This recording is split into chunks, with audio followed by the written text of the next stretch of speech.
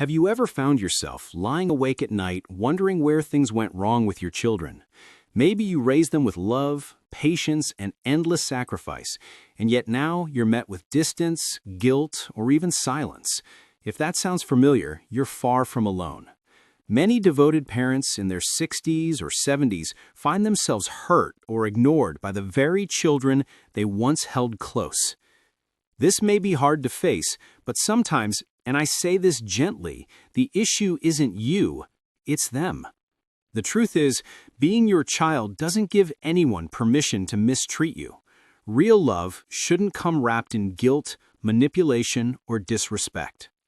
That's why today, we're talking about something most parents never dare to say out loud.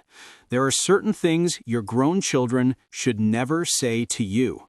And if they do, not once in frustration, but again and again without remorse, it might be time to step back, not from anger, but from self-respect. Because here's the truth, dignity doesn't retire. You still deserve peace. You still deserve love.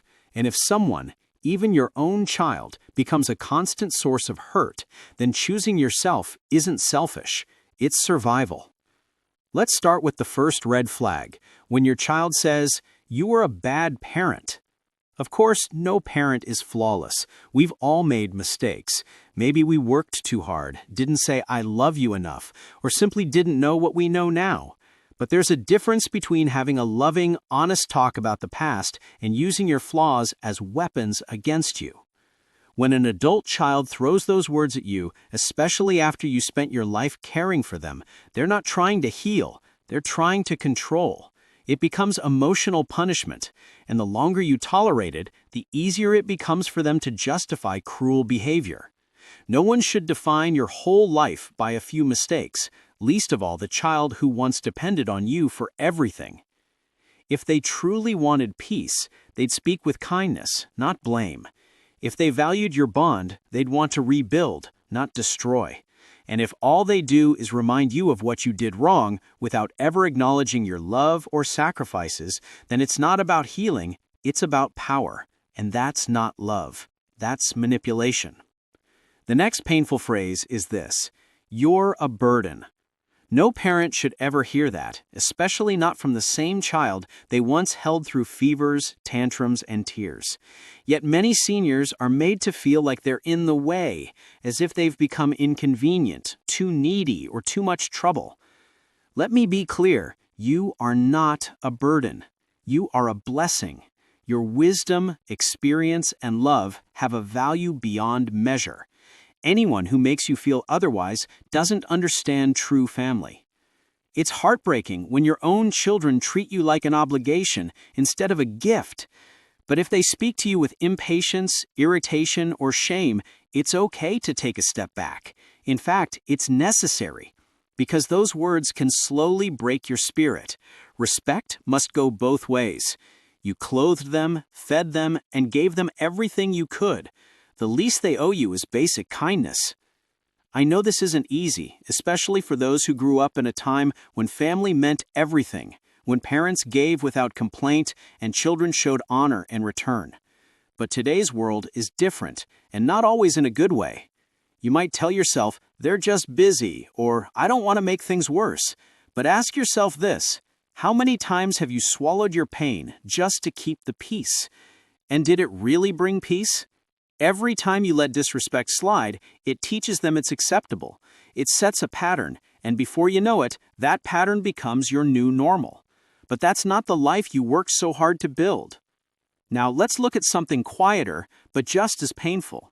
Sometimes the hurt doesn't come through shouting, it comes through silence, through words like, "I'm too busy for you." Maybe they used to call often, now it's rare. Maybe you leave messages they never answer, or they only show up when they need something. And when they finally do, it feels rushed, like you're an obligation instead of someone they love. Here's the truth. No one, not a child, not a spouse, not a friend, is too busy for someone they truly care about. Everyone has full lives, but love finds a way. Love makes time. If your child says they're too busy, yet always finds time for friends, vacations, or TV, then what they really mean is you're not a priority. and that's not okay. Of course, life gets hectic. You don't expect long phone calls every day, but a quick message, a short visit, a moment to check in, those aren't luxuries. They're signs of care. And if those signs disappear, if you're always the one reaching out, always waiting for attention, maybe it's time to rethink that bond. Because your heart, your time, your presence, they all matter. And sometimes, stepping back is what finally makes them realize what they've taken for granted. Holding on too tightly to people who hurt us doesn't save the relationship.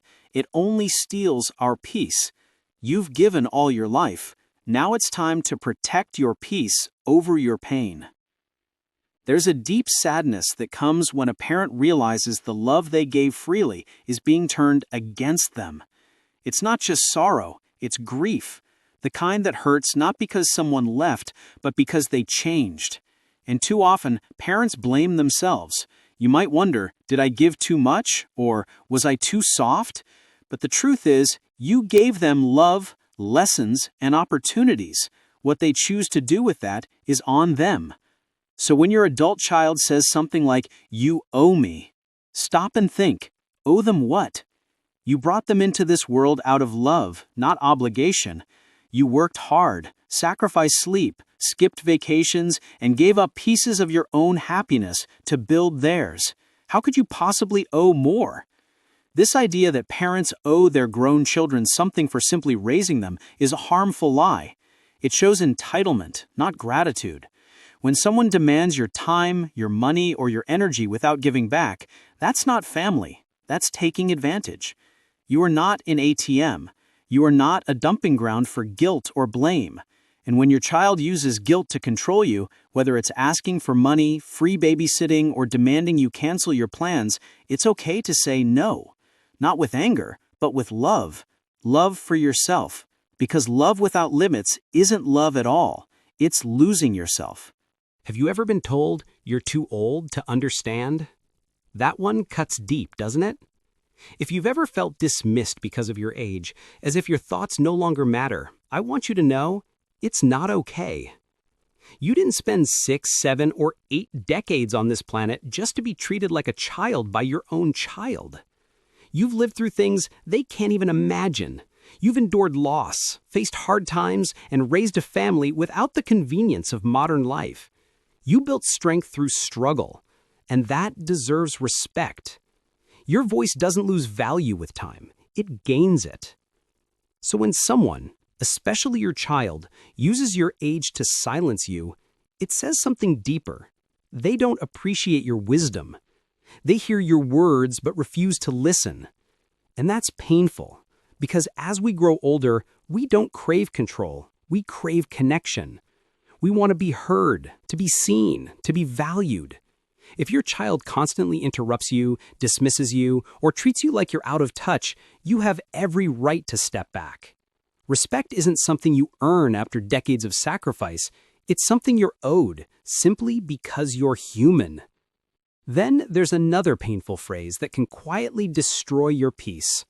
Why do you always make everything about you? Maybe you shared a feeling that hurt, and instead of empathy, you were accused of being selfish. Maybe you mentioned how forgotten you felt, and suddenly you became too sensitive. Sound familiar? That's emotional deflection, a tactic used to avoid accountability by turning the blame on you. But your feelings are real. Your emotions matter. Just because you're a parent doesn't mean you stop being a person with a heart that feels. You're allowed to say, "That hurt me." You're allowed to admit, "I wish things were different." In a healthy relationship, both people have room to be honest and vulnerable. If your child shuts that down by saying you're making it about yourself, they're not protecting peace, they're silencing you. And silence is where love begins to fade. A caring child doesn't reject your emotions, they welcome them. They listen not to argue, but to understand. And if you've been quiet just to keep the peace, ask yourself, has that silence ever truly healed anything? Or has it just taught them that your pain doesn't matter? You deserve to be heard. Now let's talk about another heartbreaking one. You're lucky I still talk to you. That's not love, that's manipulation. When someone says this, they're holding connection hostage. They're saying, you must earn my time. You must never make mistakes or I'll cut you off. But love isn't conditional. It's not a prize you win for good behavior. It's a bond that should endure through flaws and forgiveness. To say, you're lucky I still talk to you, is to strip away dignity. The truth is, they're lucky you still want to talk at all. Many would give anything for one more conversation with a parent who's no longer here. And yet some use communication as punishment, not love. If your child treats you that way, maybe it's time to stand tall. Not in anger, but in clarity. Because when love turns into control, distance becomes an act of strength. And then there's the quiet heartbreak of hearing, I don't need you anymore. Maybe they don't say it directly. Maybe it's in the way they forget to call, cancel visits, or only reach out when they want something. That's emotional abandonment, and it hurts. Not because you're needy, but because you're human. Every parent wants to feel that they still have a place in their child's life. You gave everything, your time, your money, your health, your heart. So when they act like you're replaceable, it cuts deep. What they're really saying is, you're no longer useful to me. And that's a hard truth to face. But maybe they're right. They don't need you anymore. Still, that doesn't mean you've lost your worth. Your value doesn't depend on their validation. You still matter, as a person, as a parent, as a soul with a lifetime of wisdom. If someone only acknowledges your worth when it benefits them, that's not love, that's convenience. And you were never meant to be anyone's convenience. Finally, there's the most painful phrase a parent could ever hear. I wish you weren't my parent. That one cuts to the core. It might be shouted in anger or said with cold indifference, but either way, it leaves a wound that words can't easily heal. After all the sleepless nights, the sacrifices, the prayers, to hear that from your own child, it feels like everything you did didn't matter. But it did. You mattered. You still do. And you never have to tolerate that kind of cruelty, not from anyone, not even your child. Let's be clear. You are not obligated to endure emotional abuse just because you share blood. There comes a moment when walking away isn't weakness, it's self-preservation. You can love your children deeply and still protect your peace. These years you have now, they're sacred. You've spent a lifetime giving. Now it's time to receive love that feels safe, warm, and genuine. You deserve relationships that lift your spirit, not ones that drain it. So if your child has said one, two, or all of these things, not once, but repeatedly, without remorse, it's okay to set boundaries. You can love someone from afar. You can wish them well without letting them wound you again. Because your life's front row should be filled with people who clap when you rise, who show up with kindness, who honor your time and your soul. If your own child can't do that, maybe the bravest, most loving thing you can say is no more. No more being silenced. No more shrinking to keep the peace. No more sacrificing your dignity for connection. You have earned the right to peace. You've earned the right to love that feels safe. And if you're listening right now feeling that ache of recognition, please know you're not alone. There are countless parents going through the same pain, the confusion, the distance, the longing for respect. So, if this message touched your heart, share your story in the comments below. You never know who might find hope through your words. And if this spoke to you, like, share, and subscribe to Strong Elderly Life, where we honor your strength, your stories, and your spirit.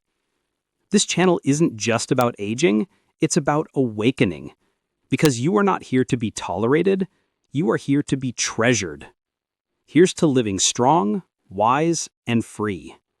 At any age.